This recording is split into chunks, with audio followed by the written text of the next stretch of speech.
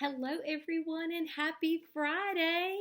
Today is June the 4th, and this is the 48th edition of Book Fun Friday. Welcome. So, the young adult novel I'm going to be discussing today is titled Solo, and it's written by the author Kwame Alexander. You probably recognize that name. A while back, I did a book talk of another of his books titled The Crossover. I have to say, I know people don't say the bomb anymore, but Kwame is the bomby. I cannot say enough good about his writing. He writes novels in verse. This is a novel in verse, and y'all know I love a novel in verse.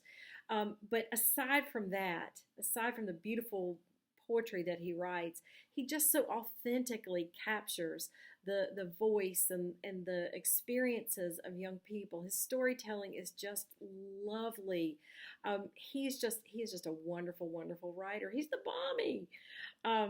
And so, having said that, let me tell you about this book. The protagonist of this novel is a young man named Blade. And Blade is 18. He is just getting ready to graduate from high school. It's like, the future's wide open, right? And up to this point, from the outside, it looks like Blade has lived an amazing life. He is the son of a wildly successful rock star. So they live in a mansion in California, and they have a big in-ground pool, and Blade drives a Range Rover. I mean, all the things, all the trappings that look like just an awesome life. Well, things aren't always as they appear, of course. And when you really start examining the story, you realize maybe not such an awesome life. For example, when Blade was a young child, his mom had this freakish thing happen to her that caused her to pass away. And so he's been raised by his dad. And I use the word raised loosely because despite being a single parent to Blade and Blade's sister, his dad never separated himself from that rock star lifestyle. His dad is an addict. He does drugs. His dad is an alcoholic. He drinks constantly. He's a mess. But from the outside, it looks like this beautiful life. Well, I mentioned that Blade is getting ready to graduate in high school, and his dream is to really go forth and have an authentically beautiful life. There's this really exciting thing happens to him in the beginning of the story. He's told that he's been named salutatorian of his class, and he gets to deliver a speech at graduation. Well, Blade is similar to his dad in that he's a musician and a guitar player, and so he decides, instead of writing a speech that he's going to actually say at graduation, he's going to write a song and deliver his speech through an original song. And so that's what he does. He writes a song and he practices, and the day of graduation comes, and he is so excited to deliver this song speech. And his dad just wrecks it. His dad just completely destroys his graduation experience.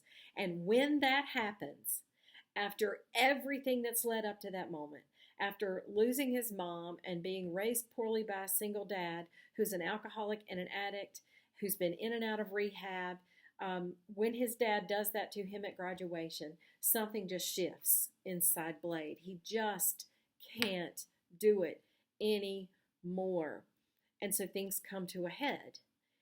And in the process of things coming to a head, this gigantic secret comes out. His dad confesses this thing, his sister confesses this thing that they've known about Blade all of his life. And so that's it for him. He has to get some separation from his family. He has to get some peace in his life. And so he sets out on this summer journey before college starts in the fall, just to get some peace, just to get some perspective. He has to do that for himself. So I mentioned this is a novel in verse, so I'm going to share several of the poem sections in the book just to give you an idea of what Blade has gone through in his life. The first poem is titled The Show. My father, Rutherford Morrison, can't stand to be away from the stage. He has always craved the spotlight. He needs it like a drug.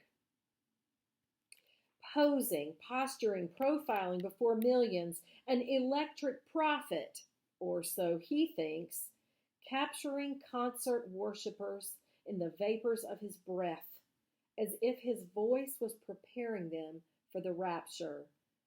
My sister and I have always lived under the stage, beside it, behind it. All right, and the second poem, actually the second and the third part, are related to his graduation moment. So the first poem here is titled Climbing the Steps to Speak. I throw my guitar over my shoulder and walk to center stage and start strumming to loud applause, but I never get to sing because I realize they're not clapping for me.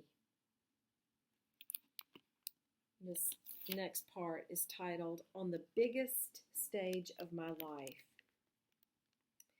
On the biggest stage of my life, in the middle of the most important thing I've ever done, a woman wearing a black helmet, matching bikini, and nothing else, rides a red Harley onto the football field with a man in the same outfit, holding a guitar high above his head, screaming, I love rock and roll.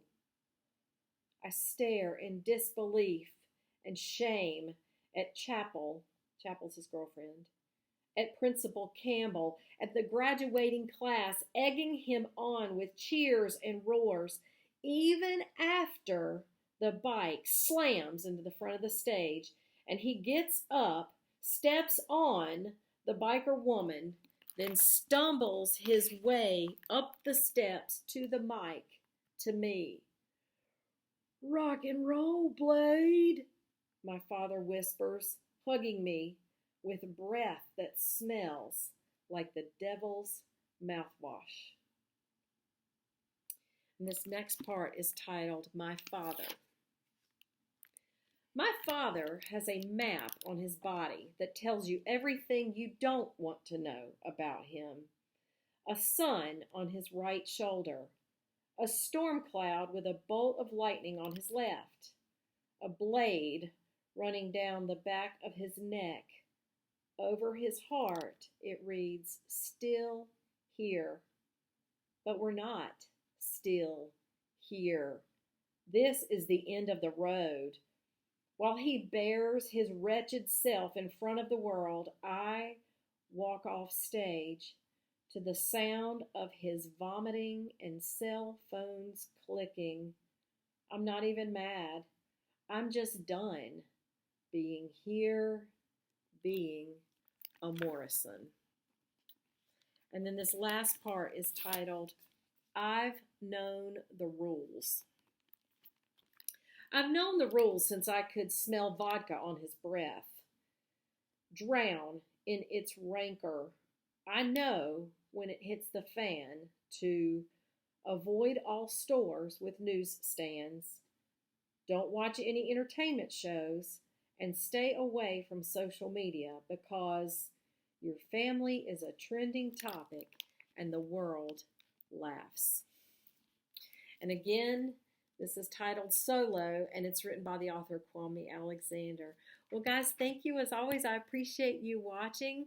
I hope you have a wonderful day and a wonderful weekend, and I will see you next Friday for the 49th edition of Book Fun Friday. Bye!